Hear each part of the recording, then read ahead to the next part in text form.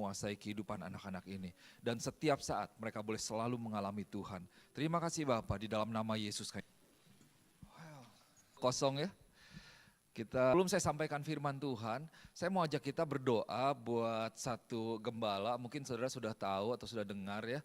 Saya lihat di Facebook juga sih, yaitu pendeta yang Ibu Paula yang sekarang sudah pulang ke Manado. Itu dia tulis bahwa Pak Michael itu sedang ada di sebuah rumah tawa. Cuma memang waktu itu beliau cerita bahwa karena sesuatu hal jadi kemonya itu satu di skip gitu. Nah jadi ini hampir 2 minggu mungkin baru saya dapat lihat kabar itu lagi dan beliau sedang berada di rumah sakit dalam kondisi yang koma. So kita boleh berdoa sebentar ya, kita mendukung pendeta Michael. Bapa, kami berkumpul pada sore hari ini Tuhan, kami tahu bahwa Engkau ada di sini, Engkau bersama-sama dengan kami, Engkau boleh hadirat-Mu itu ada di tempat ini Tuhan. Dan kami tahu bahwa kami punya Tuhan yang luar biasa, kami punya Tuhan yang mampu bekerja di luar pikiran kami, bahkan di luar dari apa yang kami bisa lihat sebagai manusia. Sore hari ini kami sebagai gereja Tuhan, kami mau datang pada Tuhan, kami mau memohon kepada Engkau Tuhan. Kami memohon biar Tuhan boleh bekerja kepada pendeta Michael Lapian. Tuhan boleh jamah tubuhnya di dalam nama Tuhan Yesus. Biar boleh ada kesembuhan ilahi, boleh ada pemulihan ilahi. Itu boleh terjadi. Bahkan mujizat Tuhan itu boleh terjadi di dalam nama Tuhan Yesus. Berdoa Bapak dalam setiap hal yang sedang beliau butuhkan. Dari dalam roh boleh ada roh yang kuat yang terus berpengharapan kepada Engkau. Kami tahu bahwa mungkin secara tubuh beliau koma, tidak bisa merespon mungkin terhadap orang-orang yang ada, tetapi di dalam rohnya dia boleh selalu terhubung dengan kepada Tuhan. Kami berdoa, kami melihat, kami percaya Tuhan ada hal yang baik, ada kesembuhan boleh terjadi, pemulihan terjadi di dalam nama Tuhan Yesus. Saya sampaikan minggu lalu, jadi keutamaan selalu mencari yang terhilang memang. Dan di dalam hati seorang bapa, di dalam hati seorang bapak kita itu dia terus menunggu, terus menantikan supaya setiap anak-anaknya bisa mengalami atau menikmati. So we can continue to ayat yang ke-32. 18 saya akan baca ya, 18 sampai 32. Ini masih anak yang pertama di younger son. Dia bilang begini, aku akan bangkit dan pergi kepada bapakku dan berkata kepadanya, Bapa, aku telah berdosa terhadap sorga dan terhadap Bapa. Aku tidak layak lagi disebutkan anak Bapa. Jadikanlah aku sebagai salah seorang upahan Bapa. Maka bangkitlah ia dan pergi kepada bapaknya. Ketika ia masih jauh, ayahnya telah melihatnya lalu tergeraklah hatinya oleh belas kasihan. Ayahnya itu berlari mendapatkan dia, lalu merangkul dan mencium dia. Kata anak itu kepadanya, Bapa, aku telah berdosa terhadap sorga dan terhadap Bapa. Aku tidak layak lagi disebutkan anak Bapa.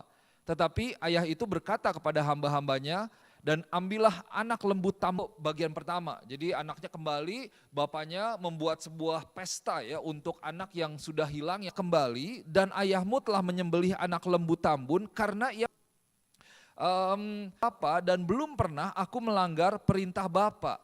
Tetapi untuk dia, kata ayahnya kepadanya, anakku, engkau selalu bersama-sama dengan aku dan segala kepunyaanku adalah kepunyaanmu. Kita patut bersukacita dan bergembira karena adikmu telah mati dan menjadi hidup kembali, ia telah hilang dan didapat kembali. Oke, ini dua cerita ya tentang dua anak sebenarnya. Jadi anak yang muda, kemudian anak yang lebih tua. Nah saudara yang kasih Tuhan, saya mau ajak kita boleh melihat dari perspektif yang berbeda dari 29. Di sini ditulis seperti ini. Next slide saya akan bacakan kali ini bahasa Inggris ya. His father came out and entreated him, but he answered his father, look, these many years I have served you. Aku telah melayani engkau. And I never disobeyed your command. Aku tidak pernah melanggar perintahmu. Kata anaknya seperti itu ya. I never disobeyed your command. Yet you never gave me a young goat that I might celebrate with my friends. Nah saudara yang kasih Tuhan, kalau saudara perhatikan ini sebenarnya anak sulung ini dia begitu marah karena dia punya satu pemahaman, dia punya satu pandangan yang sebenarnya salah. Dia seorang anak, tapi bisa terlihat dari apa yang dia katakan, bisa terlihat dari kata-katanya, itu mencerminkan bagaimana pandangan dia terhadap hubungannya dengan bapaknya. Nah, masalah anak sulung ini apa? Masalahnya dia melihat sebuah hubungan di mana antara ayah dengan anak itu sebagai hamba dan tuan. Dia tidak melihat hubungan sebagai anak dan bapak, tetapi hamba dan tuan. Dia kan katakan, di mana dia bilang begini bahwa I have served you, aku telah melayani engkau. Oke ya. Kemudian and I never disobeyed your command. Itu satu kata yang kuat tuh. Aku tidak pernah melanggar perintah Bapa. Ada dua kata, itu melayani dan juga perintah. Itu kan antara tuan dengan master ya, dengan hamba. Jadi si bapak ini sepertinya memberikan sebuah perintah buat si anaknya. Dan si anak dia adalah orang yang menerima perintah dan dia adalah orang yang menjalankan perintah. Oke. Anak sulung ini. Di minggu lalu saya sampaikan bahwa kita belajar bahwa seorang bapak dia menantikan anaknya, betul ya? Seperti Bapa kita di sorga yang menantikan setiap kita untuk kembali kepada Tuhan. Nah, ini satu perspektif yang berbeda. Bagaimana berikutnya sikap Bapak, ekspresi Bapak, respon dari Bapak dari si sulung ini terhadap anaknya. Ternyata ini satu hal yang luar biasa. Nah, saya mau ajak kita belajar dari respon sang Bapak ini dari 3 sudut pandang, dari 3 perspektif. Yang pertama, kalau firman Tuhan kan kita tahu Bapak ini itu menggambarkan Bapa di sorga ya. Itu bagaimana Bapak itu mengasihi kita. So, seiring dengan saya sampaikan firman Tuhan, saudara boleh mengerti lebih lagi, saudara boleh mendapatkan lebih lagi bahwa betapa Bapa kita mengasihi kita semua. Yang kemudian kita boleh lihat dari perspektif kita sebagai anak Bapa nih, sebagai anak sulung dari Bapa ini, bagaimana kita sebenarnya memandang Bapa kita. Kalau kita punya pandangan yang salah terhadap Bapa kita, nah kita bisa jadi marah seperti anak ini. Oke ya, anak ini anak Bapa, tinggal di rumah, tapi dia punya perspektif yang salah, dia punya pandangan yang salah. Kan minggu lalu yaitu compassion, splagchnizomai, yaitu apa? Satu reaksi fisik di mana bagaimana Yesus datang ke dunia ini, biarin aja biar dia yang datang duluan. Biar dia yang minta maaf duluan. Tapi Tuhan, aduh kita orang berdosa, kita yang salah sama Tuhan, Tuhan yang terus aktif berusaha untuk memiliki hubungan dengan kita. Tuhan yang terus mengejar kita. Akan memiliki hubungan dengan setiap kita. Kita boleh berikan sambutan yang terbaik kepada apa yang Tuhan lakukan buat kita. Oke ya. Yang kedua, itu diartikan seperti bapaknya ini dia datang, dia ngobrol, dia diskusi, dia memohon, dia meminta gitu ya. Dan dia berusaha memberikan sebuah kenyamanan buat anaknya. Atau dalam terjemahan yang lebih jelas dikatakan bahwa intris ini dia bisa tindakan yang merawat gitu. Bukan hanya sekedar menasehati, bahkan berdoa, bukan memaksa seperti kemen, bukan memerintahkan, tapi intris ini dia pokoknya berusaha untuk kayak memberikan sebuah kenyamanan pengertian kepada seseorang, arti dari intris.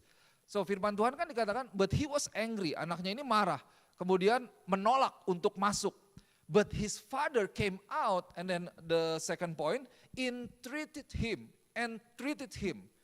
Nah, jadi saudara perhatikan, anak sulung tadi dia bilang begini bahwa anak sulung mengatakan bahwa ayahnya memberikan perintah, benar ya? Aku tidak pernah loh melanggar perintah bapak. Tapi buat bapaknya, dia tidak memakai kata itu. Bapaknya keluar dan entreated him. Bapaknya ngobrol lah sama anaknya. Gini loh. Jadi dia keluar, dia bukan marahin, kamu ini ya gimana-gimana. Tapi dia dengan penuh, dengan hati yang penuh kasih, dia memberikan sebuah pengertian kepada anaknya. Nah saudara kasih Tuhan, ternyata kalau kita mau mengerti ya perbedaan antara command seperti yang disampaikan oleh anak yang sulung tadi dengan kata entreat yang disampaikan oleh bapaknya, itu Paulus tulis dalam kitab Filemon pasal yang pertama, Filemon cuma 1, Filemon ayat 8 dan ayat yang 9, Paulus katakan seperti ini, karena itu sekalipun di dalam Kristus aku mempunyai kebebasan penuh untuk memerintahkan kepadamu apa yang harus engkau lakukan. Tetapi mengingat kasih-Mu itu, lebih baik aku memintanya daripadamu. Aku Paulus yang sudah menjadi tua, lagi pula sekarang dipenjarakan karena Kristus Yesus. Next slide, I think it's there. Dibilang begitu ya. So saya bacakan dalam English Standard Version. Accordingly, though I am bold enough in Christ to command you to do what is required. Jadi buat Paulus nih dia tahu, dia diberikan otoritas oleh Tuhan. Dan dia bisa memerintah jemaat Tuhan. Menyatakan kembali, ini perintah Tuhan loh. Kamu lakukan ini. Aku punya hak. I am bold enough. Saya dengan yakin, segenap hati, saya bisa memberikan perintah. Tapi dia bilang begini, yet for love's sake I prefer to appeal. Kayak banding ya, appeal kan banding. Ini mau Tuhan, di mana kita bisa bebas bercerita, kita bisa bebas datang kapan saja. Kita tidak melihat Tuhan sebagai Tuhan yang menakutkan atau yang jahat terlebih gitu. Tapi Tuhan yang penuh dengan kasih dan dekat dengan kita. Nah saudara yang kasih Tuhan, kita tahu bahwa Allah Bapa kita itu selalu memperhatikan kita. Ada amin. Dia sebenarnya melihat, dia memenuhi kebutuhan kita, dia merawat kita, dia melindungi kita. Jadi dari sini maksudnya apa? So kalau kita lihat bahwa Bapa kita itu adalah Bapa yang baik. Bapa yang memperhatikan kita. Yang aktif terus mengejar kita. Dan bahkan merawat kita. Dia punya pendekatan itu selalu pendekatan yang baik. Mari kita boleh juga mengusahakan membangun sebuah hubungan yang dekat dengan Tuhan. Di mana kemudian kita bisa membangun juga hubungan yang dekat dengan setiap orang-orang yang ada berdasarkan kasih yang dari Tuhan. Ada amin. Bisa dapetin ya. So, oke. Yang ketiga, ada 5 poin. 3 poin lagi ya. Nah yang ketiga, third, si bapak ini panggil si anak sulung ini anakku. Gitu. Calls him my child. So Lukas pasal 15 ayat 31, 15:31. Ini biasa, saudara kalau belajar Alkitab itu ya, waduh kita bisa mendapatkan bahwa ternyata Tuhan itu luar biasa. Perempuan kecil saya atau anak gini, joget-joget, gini, joget-joget. Gitu. Kayak soalnya atau ngeselin kita, kadang-kadang memori itu muncul, aduh ini anaknya sebenarnya, ini anak kecil gitu. Karena umur dia mungkin bertambah, tapi umur kita juga bertambah, jadi tetap sama ya gapnya gitu. Enggak akan pernah berubah. Buat kita dia seperti anak kecil yang memang ada hal-hal tertentu yang anak ini belum mengerti gitu. Waktu dia masih 5 tahun ataupun dia udah 10 tahun. Buat kita yang sudah mengalami kejadian demi kejadian yang anak ini belum mengerti. Jadi kita mau sampaikan, kita mau berikan pengertian kepada anak ini. Bahwa kamu nih belum mengerti nih. Nah bapaknya dia bilang begini, son gitu. Dia panggil anakku, my child. Begitu. Jadi saudara si bapak kamu memang begini dan lain sebagainya. Tapi bapak ini dia tidak meremehkan si anak sulung, tetapi dia berbicara dengan penuh kasih. Dan kalau sebelumnya anak yang ada di sini. Jadi ada 2 kata, yang pertama saya nggak tulis di sini ya, anak sebagai status. Sikap hati kita terhadap anak kita, demikian juga sebenarnya sikap hati dari Bapa di sorga terhadap setiap kita. Wah Bapak kita melihat kita sebagai bukan seperti anak sulung itu yang memandang bapaknya seringkali bahwa oh ya ini Tuhan nih, kita melayani Allah bahwa saya melihat saya hamba gitu ya. Saya mengingatkan diri saya loh, hamba itu melayani. Ada orang bilang wah ini hamba Tuhan yang besar. Oh itu kayak pikiran bahwa ini hubungan kamu, saya otoritas, saya bapak, kamu anak, kamu di bawah saya. Nah anak ini dia tadi kan bilang begitu. Bahkan di dalam the Passion Translation, dia ditulisnya bahwa I have Bapak. Wah, perintah. Wah, luar biasa ya. Kalau kita mengetahui bahwa kita adalah anak Tuhan dan Tuhan memanggil kita anak-anaknya. Ada amin. Tuhan ini mengasihi kita luar biasa. Jadi jangan kita lupa, ingat selalu akan status kita di dalam kerajaan Allah. Bahwa kita ini adalah anak Tuhan. Dan di dalam gereja kita ini juga anak-anak Tuhan. Buat saya pribadi, setiap Bapak Ibu Saudara, ini adalah anak-anak rohani yang Tuhan percayakan ke dalam pelayanan saya. Nah itu yang harus kita miliki juga terhadap setiap orang yang kita layani, kita pandang mereka sebagai anak. Jadi kita bukan hanya sekedar, wah pengen kalau dalam dunia bisnis itu ada yang namanya job oriented sama jadi orientasinya pokoknya kerja, ini harus selesai, gimana, begitu ngobrol ini udah selesai belum, kalau udah kerjain ini. Tapi jangan job oriented, tapi harus ada relation oriented, ada relasi hubungan. Ini mungkin yang di bisnis saya belajar nih. Di teman-teman saya di Indonesia, mereka yang ikut asuransi gitu, mereka kan diperlengkapi dari sisi bisnis. Itu ada yang namanya prinsip sandwich, saudara. Ini biar pintar semua ya. Prinsip sandwich itu jadi kayak istilahnya berlapis gitu.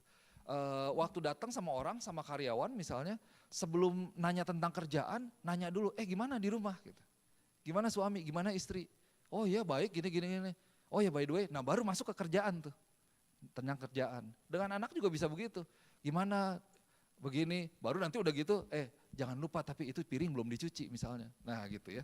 Jadi ada personal baru ke bisnis gitu. Nanti balik lagi ke personal. Jadi orang tuh nggak hanya selalu merasa seperti, gue nih kayaknya dikerjain terus ya, enggak gitu. Baru kita masuk ke luar biasa. Mengetahui bahwa kita adalah anak-anak Tuhan. Ada amin. Oke ya. Nah yang keempat, prinsip yang bisa kita belajar, respon yang kita bisa belajar, ekspresi yang kita bisa belajar dari sang ayah ini. Dia bilang begini, you are always with me, point number 4. So with the same verse, and he said to him, son, you are always with me.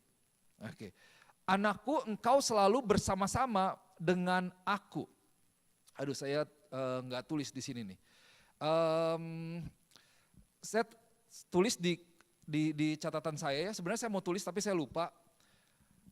With dua kalimat, satu kalimat mengandung dua kata. With me titik, with me titik. Nah yang pertamanya with-nya yang digaris bawahi, yang kedua me-nya yang digaris bawahi. Maksudnya begini, Tuhan selalu bersama dengan kita. Jadi penekanannya kepada kata bersama, Immanuel, Allah beserta dengan kita. Nah penekanan yang kedua, tetapi Tuhan Allah Israel. With, yang pertama, garis bawahi, with us. But the second of heaven and earth, God. Jadi ada kebersamaan antara Bapa dengan anak. Tapi ternyata buat anak ini bukan menjadi hal yang berharga, bukan menjadi hal yang dia katakan jadi hal yang dia katakan Bapak. Nah ternyata saudara yang kasih Tuhan, bisa jadi ya, anak sulung ini dia juga ternyata ingin seperti anak bungsu. Mungkin dia pengen juga party, dia pengen juga pergi, dia pengen minta uang dan lain sebagainya, tapi nggak punya keberanian seperti si anak bungsu. Anak bungsu kan cuek aja, minta warisan, pergi, jalan, tinggalin rumah. Buktinya apa? Di ayat yang ke-29, Lukas pasal yang ke-15, aku belum pernah Bapa memberikan seekor anak kambing untuk bersuka cita dengan sahabat-sahabatku. Jadi anak ini juga sebenarnya pengen pesta, dia pengen party juga, cuma buat dia party dengan sahabat-sahabatnya itu lebih berharga daripada tanda kutip party dengan ayahnya. Bahwa hubungan dengan ayahnya ini bukan satu hal yang menyenangkan, yang berharga. Sampai dia katakan seperti itu. So, saudara yang kasih Tuhan, buat kita yang perlu belajar apa? Banyak orang ternyata di dalam gereja Tuhan, berada di gereja Tuhan, tetapi hatinya tidak bersama dengan Bapa di sorga. Di mana pribadi Bapa di sorga itu tidak menjadi sesuatu yang berharga. Hubungan dengan Bapa itu bukan menjadi sesuatu hal yang penting atau bernilai atau berharga. Pada akhirnya yang berharga itu bukan hubungan saya dengan Tuhan, tetapi apa yang bisa Tuhan berikan kepada saya. Dan bagaimana seolah Tuhan tidak menjawab perintah Tuhan jelas. Yaitu Tuhan mengasihi kita dan dia melakukan yang terbaik untuk kita. Nah saudara kasih Tuhan, mari kita boleh ingat selalu, yang pertama apa? Bahwa Bapa berkata, you are always with me. Maksudnya Tuhan ini tidak pernah meninggalkan kita. Kita ini ada di rumah loh, ada di rumah Tuhan, ada di dalam kerajaan Allah. Dan yang kedua kita ingin melihat Tuhan, bagaimana hubungan, maka engkau akan memberikan yang terbaik untuk Bapa. engkau tidak akan marah. Karena ini banyak kejadian.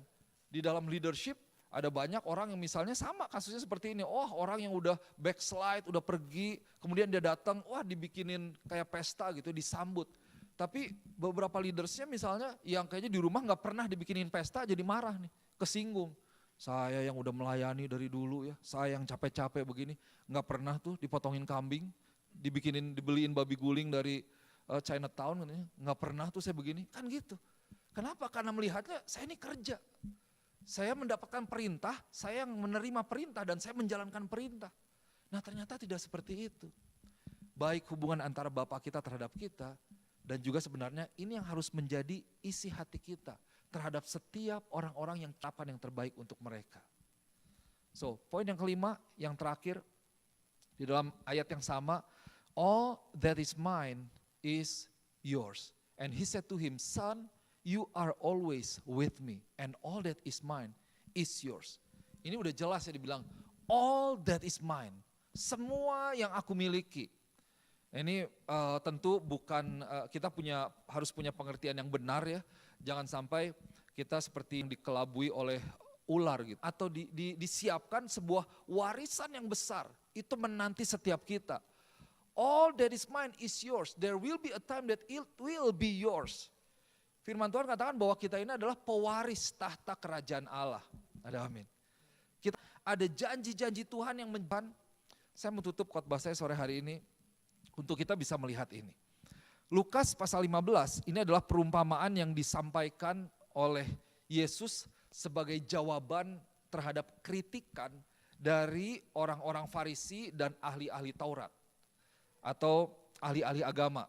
Saudara lihat di ayat yang pertama dan kedua ya, Yesus lagi berkumpul dengan tax collector, dengan orang pendosa, kemudian ahli Taurat dan orang Farisi bilang kan, oh kamu kok kumpul sama orang berdosa dan tax collector, sama ARS dan kronik-kronik semuanya, pegawai-pegawainya. Nah Yesus berikan perumpamaan ini. Ini saudara, kalau saudara perhatikan, kepada orang Farisi itu Yesus tuh galak loh. Benar ya? Kan dihardik, wah jelas kayak kata-katanya tuh keras gitu. Orang Farisi itu sebenarnya artinya apa? Itu kayak aktor sebenarnya. Orang yang berpura-pura.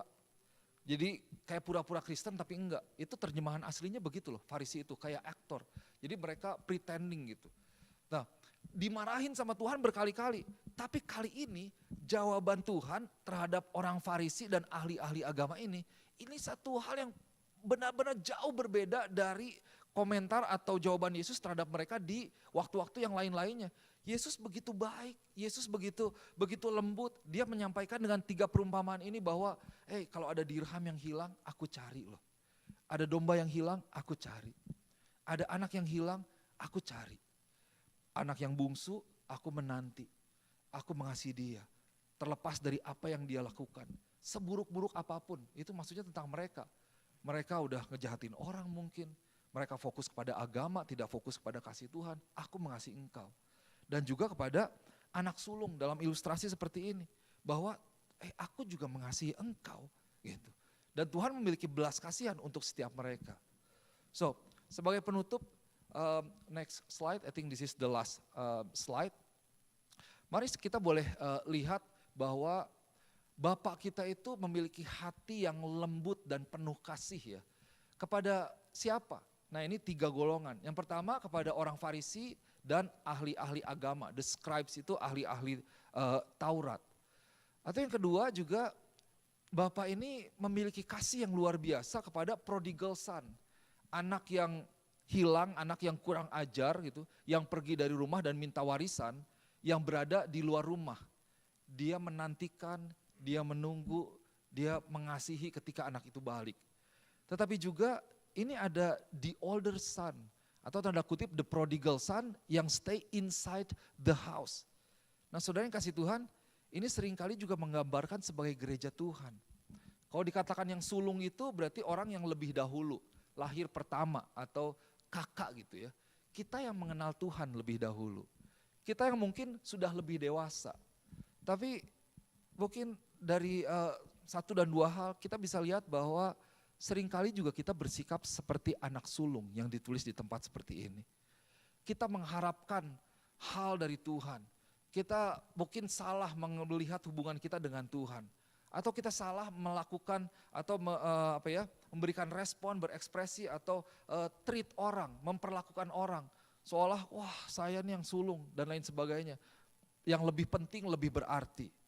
Jadi saudara yang kasih Tuhan, mari kita boleh mengerti apa yang menjadi isi hati Tuhan dari perikop ini. Dari 2 minggu saya sampaikan firman ini dari Lukas 15 ya. Saya berdoa kita boleh lebih mengerti lagi apa yang menjadi isi hati Tuhan. Kita boleh semakin dewasa di dalam Tuhan. Kita boleh terus mengambil tanggung jawab di rumah Tuhan, di dalam kerajaan Tuhan. Dan selalu siap untuk melayani setiap jiwa-jiwa, orang-orang yang terhilang, mereka yang backsliders, yang udah gak ke gereja lama mungkin, yang mundur. Mari kita boleh layani mereka. Dan yang paling penting, come home, stay at home. Because home is the place where we should be. Rumah itu adalah tempat di mana kita harus berada. Jangan kabur dari rumah, jangan jauh dari rumah, tinggal di rumah. Di rumah ada penyediaan, di rumah ada perlindungan, di rumah ada kasih dari Tuhan. Amin. Mari kita berdoa.